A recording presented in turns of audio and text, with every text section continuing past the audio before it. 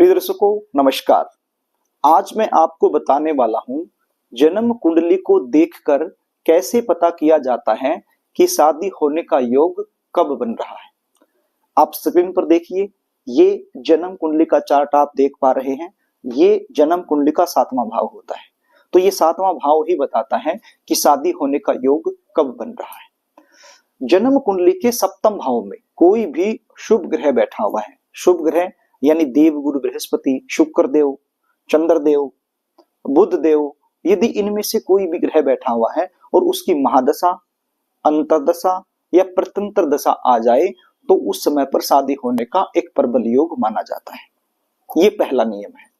अब दूसरा नियम क्या कहता है? जन्म कुंडली के 7वें भाव के स्वामी की महादशा, अंतर्दशा और प्रतंत्र दशा यदि चली हुई है तो भी शादी होने का एक प्रबल योग माना जाता है। अब यहाँ के स्वामी कौन है, कैसे पता चलेगा? मैं आपको बताता हूं कैसे पता चलेगा। मान लीजिए जन्म कुंडली के इस भाव में, ये कौन सा भाव है? 7वां भाव। तो जन्म कुंडली के 7वें भाव में 1 नंबर लिखा हुआ है, क्योंकि 1 से 12 तो कोई ना कोई अंक तो जरूर मिलेगा, भले ही यहाँ कोई ग्रह ना हो।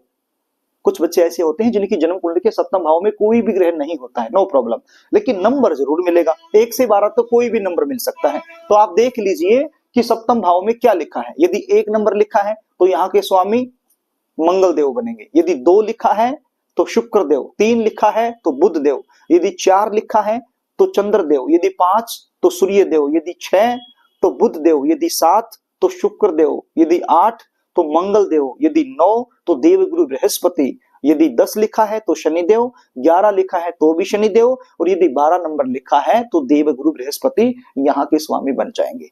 तो आप देख लेना यहाँ के स्वामी कौन से ग्रह बन रहे हैं आपकी जन्म कुंडली में, और ये देख लो कि उनकी महादशा, अंतर्दशा, प्रतंत्र दशा चली हुई है या नहीं चली हुई है। यदि चली हुई है तो शादी का योग प्रबल है, और यदि नहीं चली हुई है तो वो कब चलने वाली है तो उस समय पर शादी होने का प्रबल योग आपका बन जाएगा। यदि जन्म कुंडली के इस भाव के स्वामी की, इस भाव के स्वामी की और इस भाव के स्वामी की, यानी लगन, पंचम और नवम, इन भाव के स्वामी की महादशा, अंतर्दशा, प्रतंत्र दशा चली हुई है तो भी शादी होने का एक प्रबल योग माना जाता है।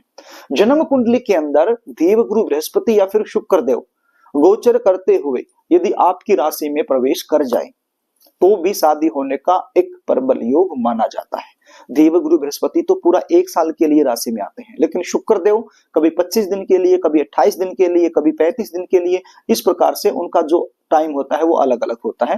तो लगभग यदि हम मान के चले तो 25 से 28 दिन के लिए शुक्र देव एक राशि में रहते हैं और फिर राशि छोड़कर अगली राशि में चले जाते हैं। तो आप देख लेना आपकी क्या राशि बनती है, और देवगुरु बृहस्पति और शुक्र देव यदि गोचर करते हुए आप ही की राशि में चल रहे हैं या फिर आपकी राशि से 7वें भाव में चल रहे हैं तो भी शादी होने का एक प्रबल योग माना जाता है। तो इस प्रकार से आप चेक कर सकते हो अपनी जन्म कुंडली को और पता कर सकते हो कि शादी होने का योग कब बन रहा है। यदि आप मुझसे जानना चाहते हो कि आपकी शादी कब होगी तो स्क्रीन पर दिखाए गए व्हाट्सएप नंबर के जरिए आप हमसे संपर्क कर सकते हो।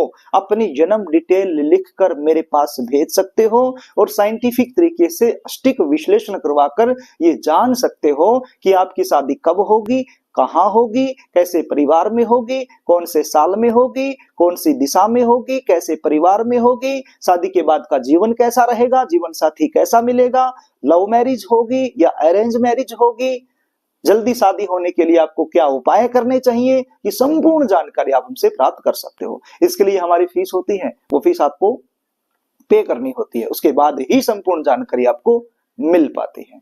तो प्रिय दर्शकों, यदि कार्यक्रम आपको अच्छा लगे तो इस वीडियो को आप लाइक कर सकते हो, आपकी इच्छा है, और यदि शेयर आप करना चाहो तो आप शेयर भी कर सकते हो। आज के लिए बस इतना ही, आगे फिर मिलेंगे, तब तक के लिए नमस्कार।